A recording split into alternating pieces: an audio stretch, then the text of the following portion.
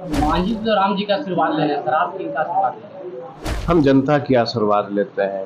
हम राम का भी लेते हैं, अल्लाह का भी लेते हैं, सभी जाति धर्मों का मैं लेता हूं। लेकिन मेरे लिए अगर कोई है तो भगवान के साथ, अल्लाह के साथ साथ गया की महान जनता है। हमारा गया जिला की महान सभी जाति धर्मों का हाथ है।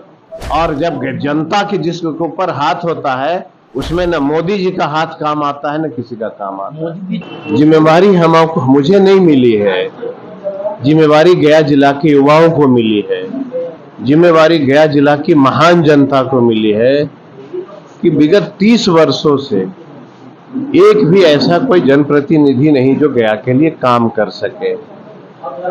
अब ये गया जिला के सभी जाति धर्मों को तय करना चाहिए कि बिहार के सभी सुरक्षित सीट पे काम करने वाले सांसद होते हैं, तो गया जिला का करवट बदलने वाला सांसद क्यों? मांझी तो राम जी का आशीर्वाद ले रहे हैं सर, आप किनका आशीर्वाद ले रहे हैं? हम जनता की आशीर्वाद लेते हैं। हम राम का भी लेते हैं, अल्लाह का भी लेते हैं, सभी जाति धर्मों का मैं लेता हूं। लेकिन मेरे लिए अगर कोई है तो भगवान के साथ, अल्लाह के साथ साथ गया की महान जनता है। हमको उसकी आशीर्वाद की आवश्यकता है और मुझे पूरा भरोसा है कि यहाँ की महान जनता मेरे ऐसे लोगों को दिल्ली भेजेगी। आप कैंपेनिंग कर रहे हैं, क्या कमियां नजर आ रही है लोकसभा के अंदर? मुझे तो कुछ दिखता ही नहीं है कि और कोई है भी। मैं तो जहां जाता हूं बोलता है लोग, अरे तो राजेश कुमार का बेटा है, अरे ये तो बहुत कृषि मंत्री रह के बहुत काम किया है, तो सारी चीज बोलते हैं। और चूंकि मेरा कोई इतिहास ही नहीं रहा है ऐसा किसी के दिल को ठेस पहुंचाना, मेरे साथ जो लड़े हैं और भी जो कई नेता हैं वो ब्राह्मणों को गाली देते हैं, कभी अपर कास्ट को देते हैं, कभी किसी को देते हैं। कल तक कह रहे थे कि मुझे नीतीश कुमार विधानसभा में दलित समझ के बहुत बेइज्जत किया। आज दलित उनसे सवाल पूछ रहा है कि बेइज्जत करने वाले लोग के पास आप फिर वापस क्यों गए? गया जिला का शायद ही कोई ऐसा प्रखंड होगा जहां पे उन लोगों ने घूम के ये नहीं कहा कि मुझे नीतीश कुमार ने बहुत अपमानित किया। अब दलित पूछता है कि जब अपमानित किया तो क्यों गए उसके पास? तो बहुत सारा अपना अपना कैरेक्टर होता है। मोदी जी का हाथ था। हमारा गया जिला की महान सभी जाति धर्मों का हाथ है और जब जनता की जिसके ऊपर हाथ होता है उसमें न मोदी जी का हाथ काम आता है, न किसी का काम आता है। मोदी जी 400 पार बोल रहे हैं सर। अब 400 पार रहेंगे कि 400 समाप्ते हो जाएंगे, ये तो जनता को तय करना है। मंच के माध्यम से कई बार मोदी जी बोल चुके हैं कि महागठबंधन वाले कई ऐसे प्रत्याशी हैं जो चुनाव लड़ने से इनकार कर रहे हैं, लोकसभा प्रत्याशी छोड़ रहे हैं। अब कौन क्या कहता है इसके बारे में मैं बहुत नहीं कह सकता हूं।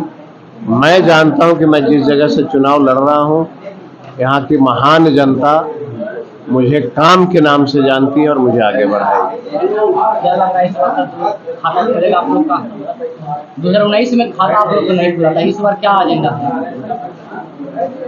2019 में खाता नहीं खुला था तो 80 एमएलए तेजस्वी जी 32 साल का उम्र में 80 एमएलए जिता के कहां से ले गए? सर यही तो कहना है, एमएलए इलेक्शन था कब था? जब झूठा प्रचार किया जा रहा था। अब तो देश की जनता समझ गई है कि कौन झूठ बोलता है और कौन नहीं बोलता है। झूठा प्रचार बोलते हैं लेकिन फिर भी वो लोग जीत रहे हैं। ईश्वर बदलाव होगा। आप तो यूथ